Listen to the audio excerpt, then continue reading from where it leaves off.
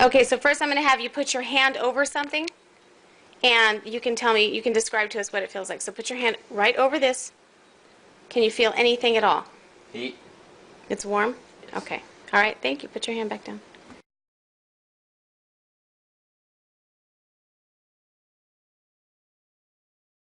Okay, so what we're going to do now is we're going to take these two pieces of ice and put them into these two containers. And the rules are you want to get yours to mix or melt as quickly as possible, but you do not want to put your hands in or any other object in the water. Okay, so you want to try and mix it. So let's see who can do that first. You can move it.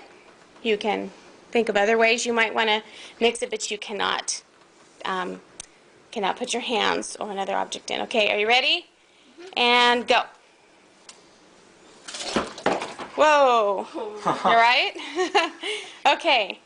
So, Jacob, the only thing you might want to do is put Tip yours. it over. I guess yours is an iceberg. Okay, that's fine. All right. So see if you can. Now, what's the other thing you might do without shaking it if you wanted to get it to melt? Is there any other idea you might have?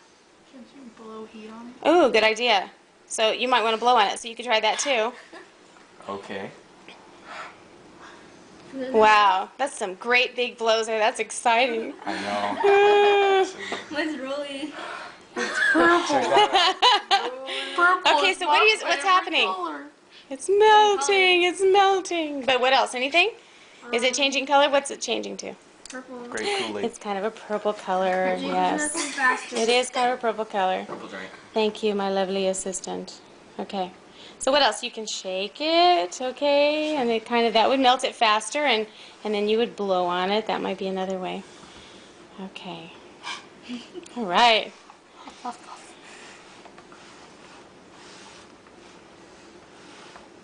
Okay, why is his melting faster? I don't know. I guess he's got some melting skills. Because I'm hot.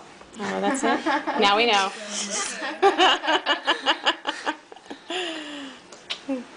Why is mine melting?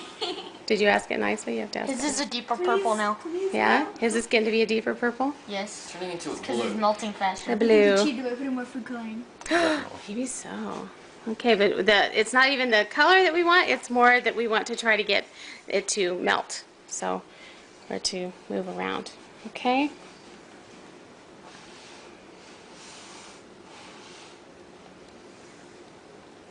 Okay, what is it making in the water when you're moving it like that?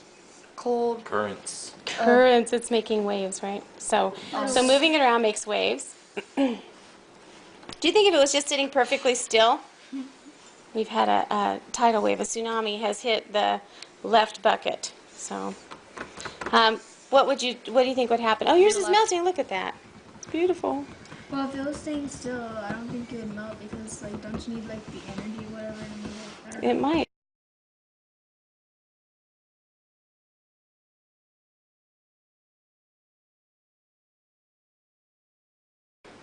Okay, so as we talked about earlier, the sun is shining right on the equator, just like this flashlight is, right? And this is daytime on the equator, which is right by the Philippines and right across Africa. It would go all the way around, of course, in 24 hours. So where do you think the water is going to be the warmest? The equator? It'll be the warmest in the equator. And how about up here? Is it going to be warm at the top or at the bottom of the earth? Not really. Not really, not on its own, right? So, you saw with this that it melted quickly when we moved it, when we blew on the ice or on the water to help it melt, right?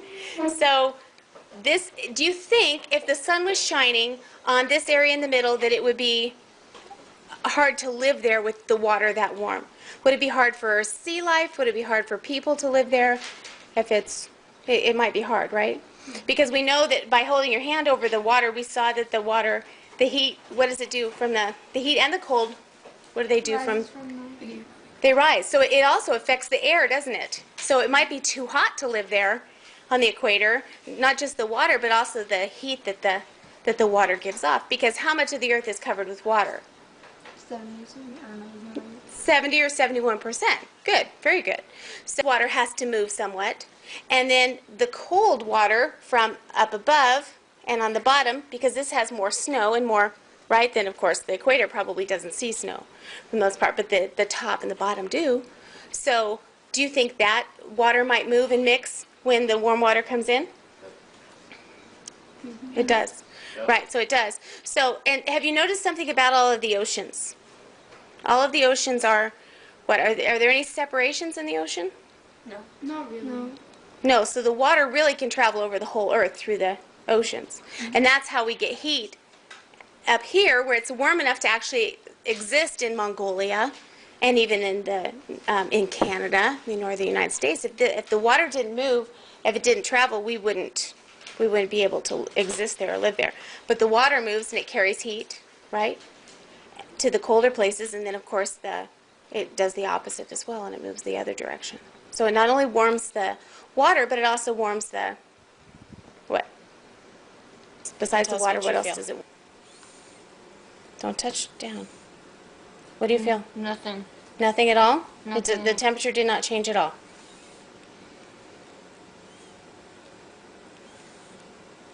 It's Yeah. cold. Okay. Wait, is It's it? cold. Now feel this one over here.